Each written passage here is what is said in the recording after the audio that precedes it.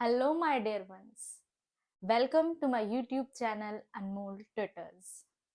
उम्मीद है आप सब अच्छे होंगे and this is the third and the last part of class 6 history chapter number 1 what, where, how and when। कब, क्यों, कहाँ और कैसे। इस वीडियो में हम fifth point sources of history को डिस्कस करेंगे। इससे पहले हमने पार्ट 1 में what is history, what is the features of history, part 2 में why geography is important to study about history को पढ़ा था। इस थर्ड वीडियो में और थर्ड पार्ट में हम सोर्सेज ऑफ हिस्ट्री को समझेंगे। इसको समझने से पहले हमें ये जानना जरूरी है कि हिस्ट्री के लिए सोर्सेज क्यों जरूरी। जस्ट बिकॉज हिस्ट्री कोई भी कहानी नहीं होती है कि किसी रात में एक इंसान को सपना आया कि वहां पे जाके आप डिगिंग करेंगे तो आपको एक साइट मिल जाएगी। नहीं, ऐसा बिल्कुल भी नहीं होता है। हिस्ट्री सबूतों पे चलती है और वो सबूत means sources. There are two type of sources: archaeological sources and literacy sources. One more important thing that in history link is there.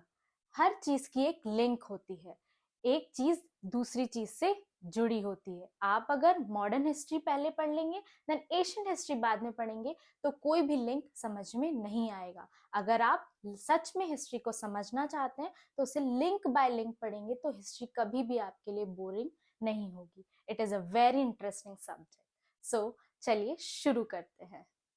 There are two type of sources: archaeological sources and literacy sources. Archaeological sources are that sources that we found from the digging excavations, जो खुदाई करने से हमको मिलते हैं। For example, tools, megaliths, shelters, animal bones, pottery, old buildings and monuments, excavation sites, edicts and inscription. And then literacy sources. Literacy sources means लिखित में मिले गए sources. Manuscript, religious and secular text, memories, chronicles and travelogue. क्या आपको ये fact पता है that archaeological survey of India is established by the lord Curzon in 1861। 1861 में लॉर्ड कर्जन ने आर्कियोलॉजिकल सर्वे ऑफ इंडिया को एस्टैब्लिश किया था। उसके बाद से ही we will get the lot of sources of our Indian ancient history. सो चलिए वन बाय वन हम टूल्स, मेगालिथ, शेल्टर्स को पिक्चर्स की हेल्प से डिस्कस करते हैं। So first you can C in the screen that tools and weapon. Ancient time के लोग hard tools बनाते थे स्टोन्स की मदद से। टूल्स एंड वेपन्स वो स्टोन की हेल्प लेकर बनाते थे। Second you can see megaliths, huge stone dug out of at burial site. जब एक बहुत सालों पुरानी साइट को खोदकर एक बड़ा सा स्टोन निकाला जाता है उसे मेगालिथ्स बोल सकते हैं। Megaliths, huge stone dug out at a burial sites in ancient India found in Deccan places.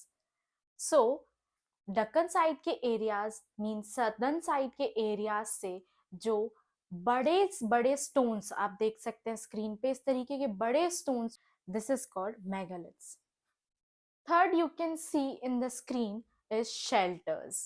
Early men use branches of tree, bones of large animal. पहले के लोग शेल्टर के लिए, जैसे हमारे पास आज घर होते हैं वैसे पहले के लोगों के पास घर नहीं होते थे, तो वो ब्रांचेस ऑफ ट्रीज या bones of large animals use करते थे अपने शेल्टर के लिए। Fourth you can C animal bones. Inform about animals bones जब किसी जगह पे मिलती थी तो हमें वहाँ के वेजिटेशन के बारे में पता चलता था, वहाँ के क्लाइमेट टेम्परेचर के बारे में। For example different animal different habitat different vegetations में रहते हैं तो उनकी बोन से पता चलता था कि इस टाइम पे इस एरिया में किस तरीके का वेजिटेशन होता होगा। Fifth is potteries and artifacts. Buried remain of early men show the custom. पहले के लोग जब नहीं रहते थे या उनकी डेथ हो जाती थी तो उनको दफनाया जाता था और उसके बाद उनकी कब्र जब एंशियंट टाइम की साइट्स मिली, जब उनके स्केलेटन्स मिले, that we found the custom. How we found the custom, हमें कैसे पता चला उनके कस्टम के बारे में? क्योंकि उनकी साइट्स में हमको ज्वेलरीज मिली, और जितने ज़्यादा कहा जाता था, पहले के लोग भरोसा करते थे कि जो जीवन है वो लाइफ आफ्टर डेथ भी है, इसलिए वो लोग, जो इंसान मरता था उसके साथ ही उसकी ज्वेलरीज को दफना देते थे. Old building and monuments. These are the historical sites like temples, like forts, like palaces. ये सब excavated होते थे, dug out from under the earth.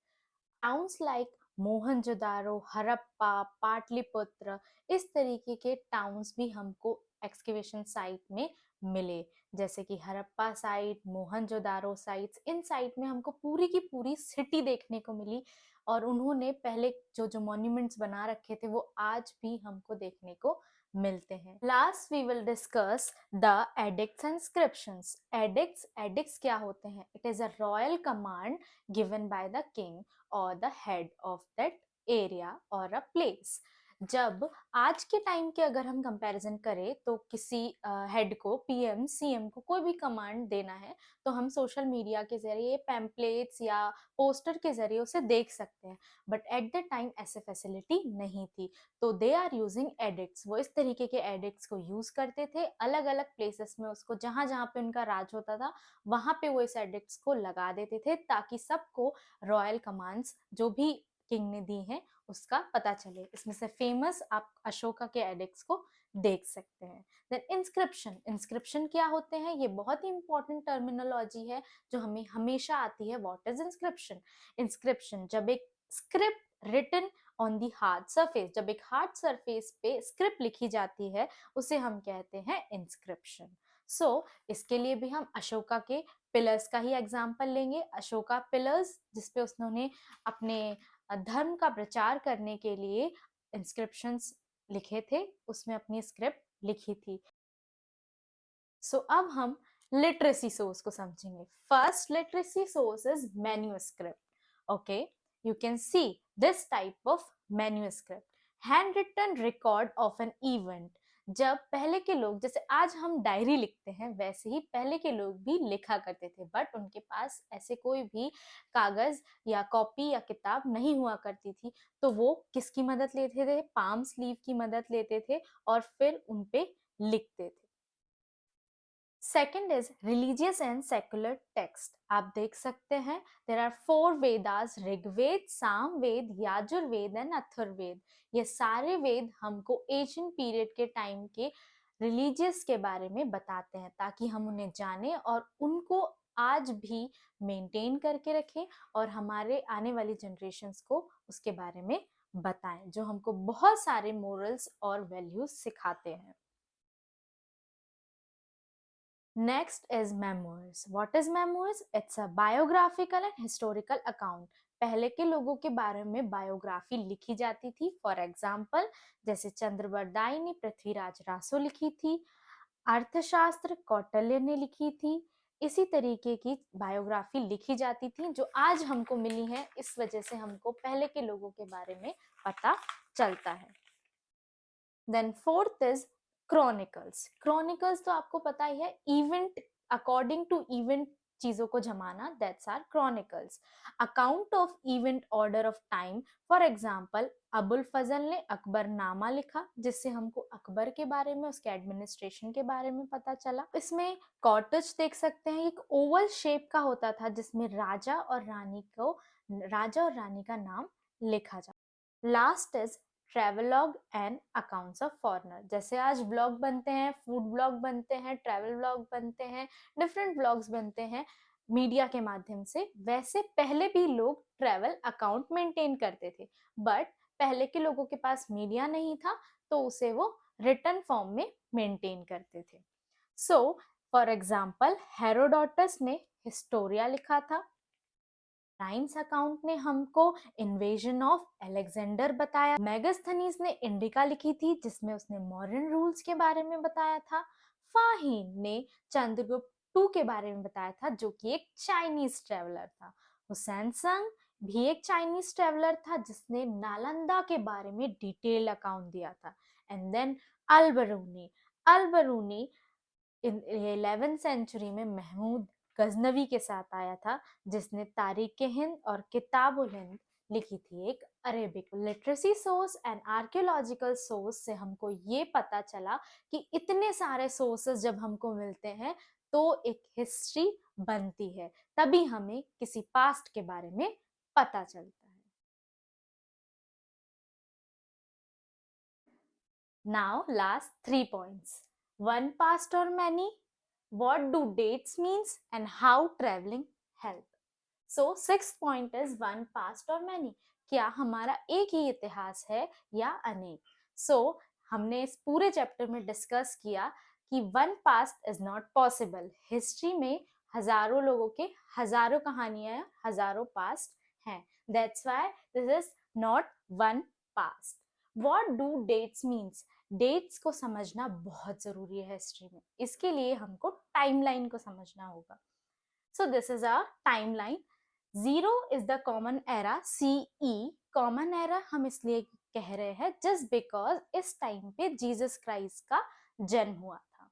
After Jesus Christ के जन्म होने के बाद जो समय चला, that's anno domini AD, and before the birth of Jesus Christ is called BC.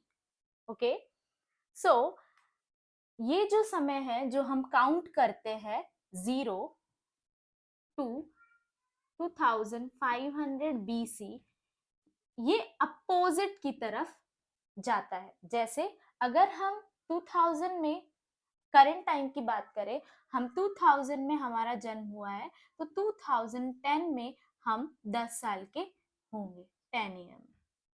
But अगर हम BC में पैदा हुए होते तो 2010 में हमारा जन्म हुआ होता और हम 2000 में 10 इयर्स के होते। तब इयर्स को उल्टा काउंट किया जाता था। इसमें कोई ज्यादा ही डीप चीज नहीं है, ये इजीली हम समझ सकते हैं। अगर 2000 में हमारा AD में बर्थ हुआ है तो 2010 में हम 10 इयर्स के होंगे। बट BC में अगर हमारा जन्म 2010 में हुआ है तो 2009, 2008, 2007, 2006, 2000 तक हम 10 साल के होंगे। उसमें जो टाइम पीरियड है वो उल्टा होता है। So this is the date means. Now last points, how traveling help. Traveling कैसे help करते हैं? Travelling enrich our culture. अगर ट्रैवलिंग नहीं होगी, हम दूसरी कंट्री में आज नहीं, पहले भी अगर दूसरे ट्रैवलर्स नहीं आएंगे और हम दूसरी कंट्रीज में नहीं जाएंगे तो उनका कस्टम, उनका कल्चर हमारी कंट्री में नहीं आएगा, हम बहुत सी चीजें नहीं सीख पाएंगे और हमारी कंट्री का कल्चर दूसरे कंट्री में नहीं जा पाएगा और इंक्रीज नहीं हो पाएगा। So these are the points. और अगर आप इस 6 चैप्टर को शॉर्ट में चाहते हैं 10 मिनट्स में तो प्लीज कमेंट में मुझे बताएं, हम इसे 10 मिनट्स में भी डिस्कस करेंगे की इम्पोर्टेंट पॉइंट्स को। So this video is very helpful for you and please like and subscribe to my channel if you like the video, and I also provide the notes for you.